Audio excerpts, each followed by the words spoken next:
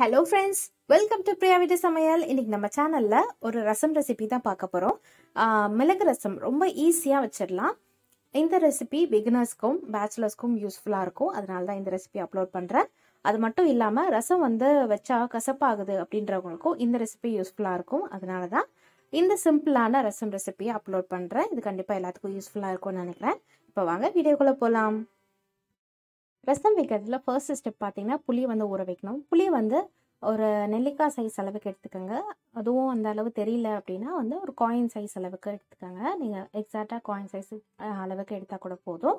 அதில் 1 கப் அளவுக்கு தண்ணி சேர்த்துட்டு கொஞ்சம் நேரத்துக்கு அப்புறமா இந்த மாதிரி நல்லா கலந்து விட்டுக்கோங்க. அப்போ தான் அந்த புளி நல்லா அந்த தண்ணியில் கரைஞ்சிரும். அப்போ தான் நம்ம புளி தண்ணி யூஸ் பண்ண முடியும். அதுக்காக இந்த மாதிரி நல்லா கரைச்சிட்டு ஓரமாக எடுத்து வச்சுருங்க. அதுக்கு அடுத்ததா தக்காளியை கட் பண்ணிக்கலாம். தக்காளி புளி ஏற்கனவே சேர்த்துருக்கறனால ஒரு மீடியம் சைஸ் தக்காளி போதும். இந்த அளவு தான் நான் எடுத்திருக்கேன் பாருங்க. இதை சின்ன சின்னதாக ரொம்ப பொடி பொடியாக கட் பண்ணி வச்சுக்கோங்க. அப்போ தான் தக்காளி வேகும் போது ஈஸியாக இருக்கும். அதுக்காக தான் பொடி பொடியாக கட் பண்ணி வச்சுட்டு அதுக்கப்புறமா இடிக்கல் இருக்கும் இல்லையா, இடிக்கல் இருந்ததுன்னா நீங்கள் இடிக்கல்ல சேர்த்துக்கலாம். அப்படி இல்லாட்டினா மிக்சியில் கூட நான் சொல்கிற இன்க்ரீடியன்ஸ் எல்லாம் சேர்த்துட்டு அரைச்சிக்கலாம். 2 டீஸ்பூன் அளவுக்கு மிளகு எடுத்துக்கோங்க. குறுமிளகு 2 டீஸ்பூன் அளவுக்கு, 1 டீஸ்பூன் அளவுக்கு சீரகம் எடுத்திருக்கேன். நீங்கள் இதை இப்போ தட்டிட்டு அதுக்கப்புறமா நான் சொல்கிறது கூட பொருள் எல்லாம் கூட சேர்த்துக்கலாம். அப்படி இல்லாட்டினா மொத்தமாக கூட நீங்கள் தட்டிக்கலாம், இல்லைன்னா மிக்சியில் கூட அரைச்சிக்கலாம். இதில் 5 பல் அளவுக்கு பூண்டு சேர்த்துருக்கேன். பெரிய பெரிய பல் அப்படின்றனால 5 பல் பூண்டு சேர்த்துருக்கேன். ரொம்ப பொடி பொடியாக இருந்தால் நீங்கள் 8 பல் 10 பல் போல் சேர்த்துக்கலாம். அதுக்கப்புறமா ஒரே ஒரு பச்சை மிளகாவை மிஸ் பண்ணாதீங்க. இது கண்டிப்பாக நல்ல டேஸ்ட் கொடுக்கும் ரசத்துக்கு. ஒரே ஒரு பச்சை மிளகாய், கொஞ்சமாக கருவேப்பிலை எல்லாம் சேர்த்துருக்கேன்.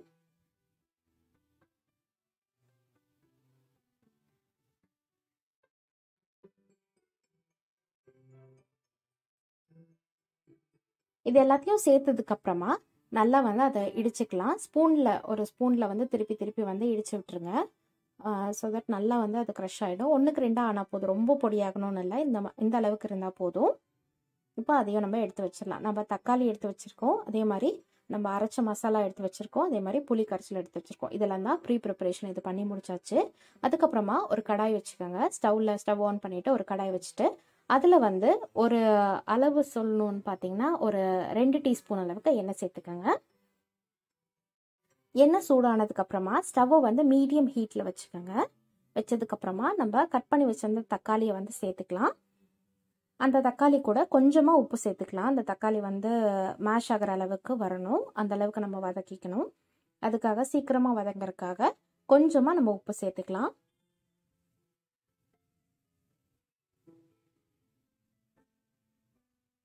கொஞ்சமாக உப்பு சேர்த்ததுக்கு அப்புறமா இதை நல்லா கலந்து விட்டுடலாம்.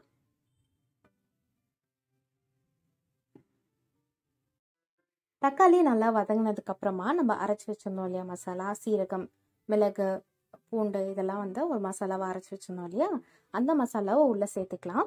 உள்ளே சேர்த்துட்டு நல்லா கலந்துக்கலாம். நீங்கள் ஃபர்ஸ்ட் எண்ணெய் ஊற்றினதுக்கு அப்புறமா இந்த மசாலாவை சேர்க்கலாம். ஆனால் எண்ணெய் ரொம்ப சூடாக இருக்கும் போது இந்த மசாலா சேர்த்திங்கன்னா மசாலா கறியறதுனால தான் உங்களுக்கு கசப்பான டேஸ்ட் ரசம் கொடுக்கும். அதுக்காக தான் நான் இந்த மெத்தட் சூஸ் பண்ணியிருக்கேன். நீங்கள் பிகினராக இல்லை அப்படின்னா ஃபர்ஸ்ட் எண்ணெய் ஊற்றிட்டு அதுக்கப்புறம் இந்த மசாலாவை சேர்த்துட்டு அதுக்கப்புறமா தக்காளியை கூட சேர்த்துக்கலாம். அதுக்கப்புறமா நீங்கள் புளி கரைச்சல் நம்ம எடுத்து வச்சிருந்தோம் இல்லையா, அதை நம்ம சேர்த்துக்கலாம். அந்த வேஸ்டெல்லாம் எடுத்துட்டு புளியில் இருக்கிற இந்த வேஸ்ட் இருக்கும் இல்லையா, அதெல்லாம் எடுத்துட்டு வெறும் தண்ணியை மட்டும் நீங்கள் சேர்த்துக்கணும். அப்படி உங்களுக்கு சேர்க்க தெரியலன்னா ஒரு ஸ்ட்ரெயினர் வச்சு ஃபில்டர் வச்சு அது மேலே கூட நீங்கள் புளி தண்ணி சேர்த்துக்கலாம். ஸோ புளி தண்ணி மட்டுமே அதில் இருக்கும். புளி தண்ணி சேர்த்ததுக்கு அப்புறமா 2 கப் அளவுக்கு நான் இதில் தண்ணி சேர்த்துக்க போகிறேன்.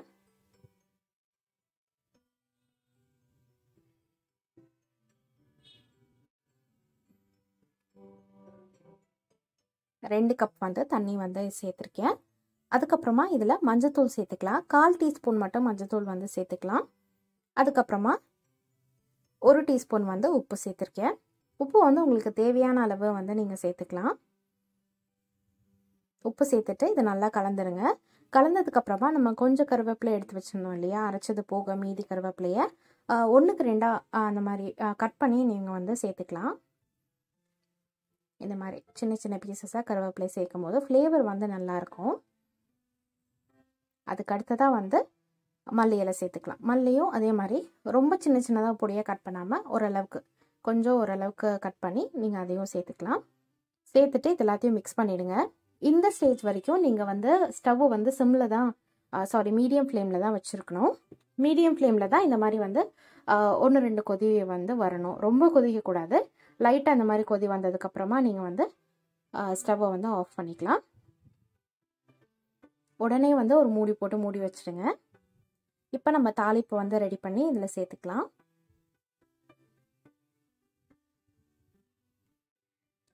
ஒரு கடாயில் வந்து கொஞ்சமாக எண்ணெய் சேர்த்துக்கலாம்.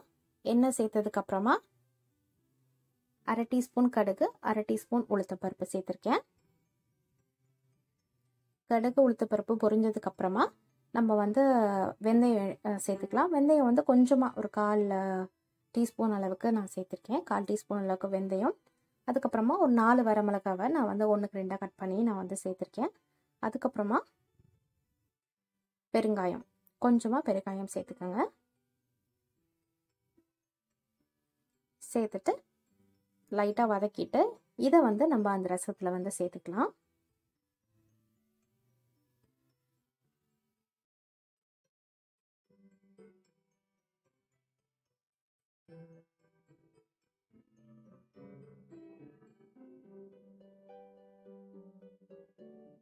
தாளிப்பை சேர்த்ததுக்கப்புறமா இதை ஒரு வாட்டி நல்லா கலந்துடுங்க.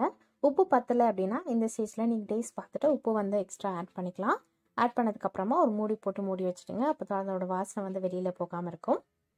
அவ்வளோதான் ஃப்ரெண்ட்ஸ். இந்த ரெசிபி உங்களுக்கு பிடிச்சிருக்கும்னு நினைக்கிறேன். இந்த ரெசிபி ஈஸியாக இருந்ததா அப்படின்னு ட்ரை பண்ணி பார்த்துட்டு இதோட டேஸ்ட் எப்படி இருந்தது அப்படின்றத கமெண்ட்டில் மறக்காமல் சொல்லுங்கள். இந்த ரெசிபி உங்களுக்கு பிடிச்சிருந்தா மறக்காமல் பிரியா வீட்டு சமையலுக்கு லைக் பண்ணுங்கள். உங்கள் ஃப்ரெண்ட்ஸ் அண்ட் ஃபேமிலிஸ் கூடயும் இந்த வீடியோவை ஷேர் பண்ணுங்கள். நம்ம சேனலுக்கு நீங்கள் இன்னும் சப்ஸ்கிரைப் பண்ணலன்னா மறக்காமல் பிரியா வீட்டு சமையலுக்கு சப்ஸ்கிரைப் பண்ணுங்கள். தேங்க்யூ ஃபார் வாட்சிங். இதே மாதிரி யூஸ்ஃபுல்லான வீடியோவை பார்க்க பிரியா வீட்டு சமையலுக்கு சப்ஸ்கிரைப் பண்ணி பக்கத்தில் இருக்க பெல் ஐக்கானையும் டேப் பண்ணிக்கோங்க.